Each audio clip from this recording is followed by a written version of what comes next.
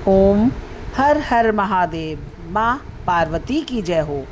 आप सभी को सावन माह में आने वाले सोमवार की हार्दिक शुभकामनाएं। एक नगर में एक साहूकार रहा करता था। उसके घर में धन धान्य की कोई कमी ना थी। कमी थी तो बस एक पुत्र की। वह इसी चिंता में दिन रात डूबा रहता था।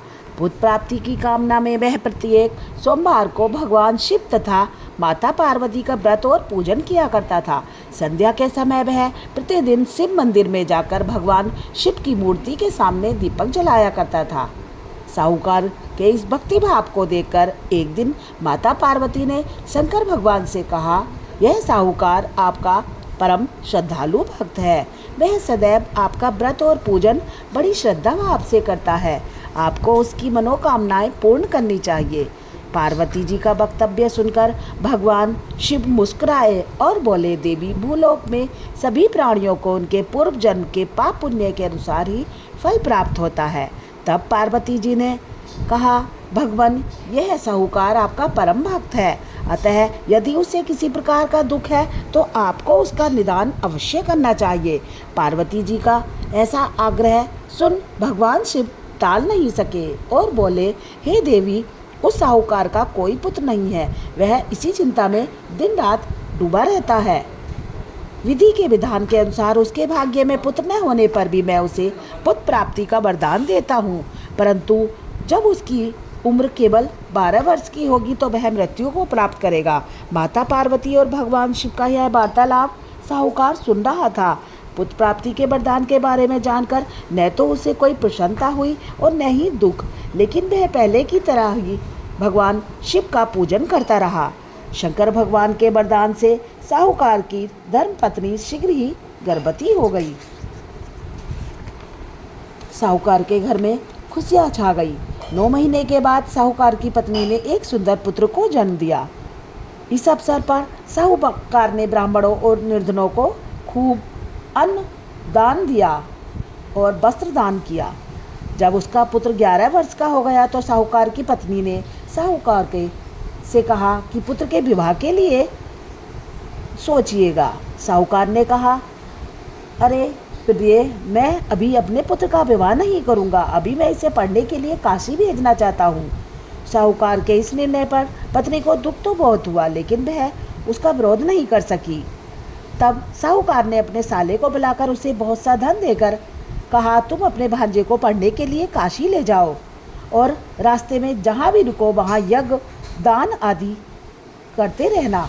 मामा भांजा शीघ्र ही काशी के लिए चल पड़े। काशी की ओर यात्रा करते हुए दोनों एक नगर में पहुँचे। उस नगर में राजा की बेटी के विवाह के कारण नगर को बहुत अच्छी तरह सजाया गया था। एक विशाल मैदान में बड़े बड़े शमियाने लगाकर बारात को वहाँ ठहराया गया था। वे दोनों मामा भांजा भी बारात देखने के लिए वहाँ गए। उसी समय दूल्हे के पिता ने साहूकार के सुंदर बेटे को देखा और अपने एक सेवक को भेजकर दोनों को अपने सामियाने में बुलाया। राजा अपने जिस बेटे की बारात लेकर राजकुमारी से विवाह के लिए आया था वह एक आंख से काना था। उसने सेहरे की लड़ियों के पीछे अपने बेटे का चेहरा छिपा दिया था, लेकिन वह इस बात से बहुत चिंतित था कि उसके बेटे के काने होने का पता राजा को चल गया तो विवाह से इनकार कर देगा। वर के पिता ने मामा भांजे को जब सारी बात बताई, बार बार उस लड़के को दूल्हा बनाने का आग्रह किया तो उस लड़के के मामा ने बात स्वीकार कर ली। साहूकार के बेटे को दूल्हा बनाकर राजा की बेटी से विवाह करा दिया गया।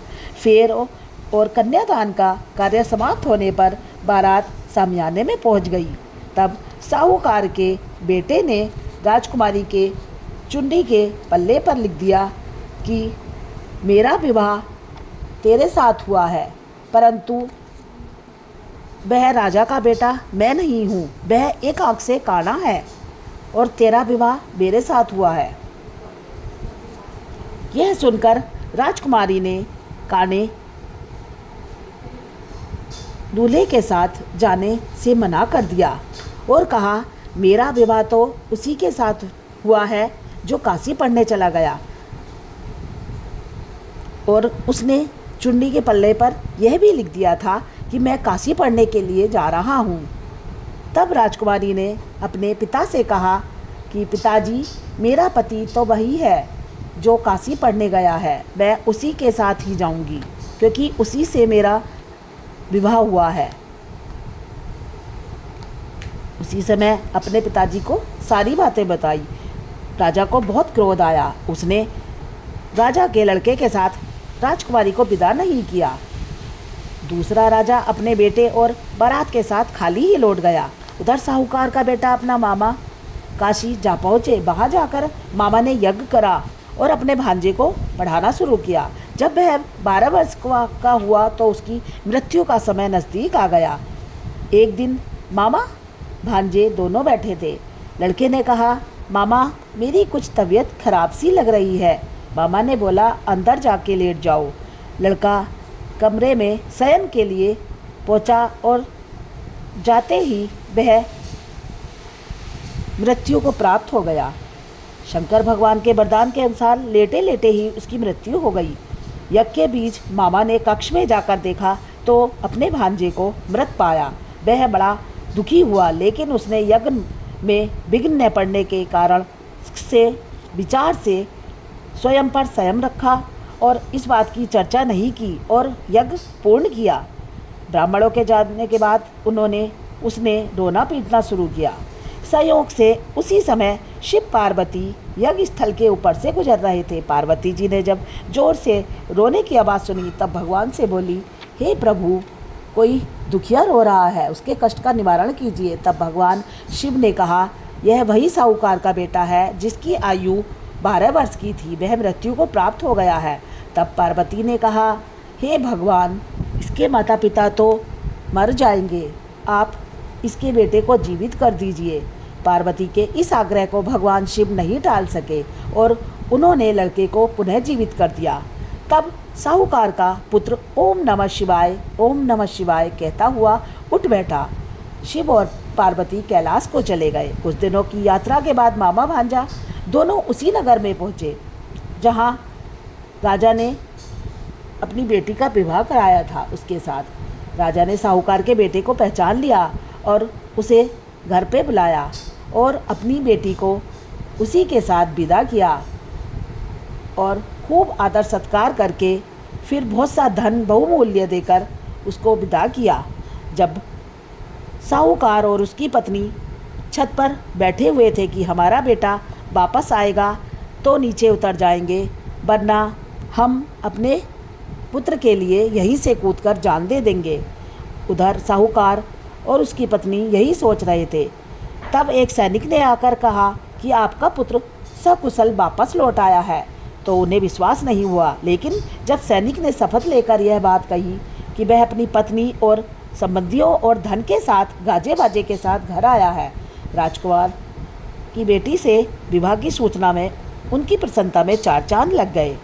जो प्राणी भगवान शिव की मन से पूजा करते हैं और विधि विधान से व्रत रखकर कहानी सुनते हैं, उनकी सभी मनोकामनाएं पूर्ण होती है और नीलकंठ महादेव उन पर अपनी खुशियाँ लुटा देते हैं तथा निसंतानों को भी संतान देते हैं और धन संपत्ति के भंडार भर देते हैं।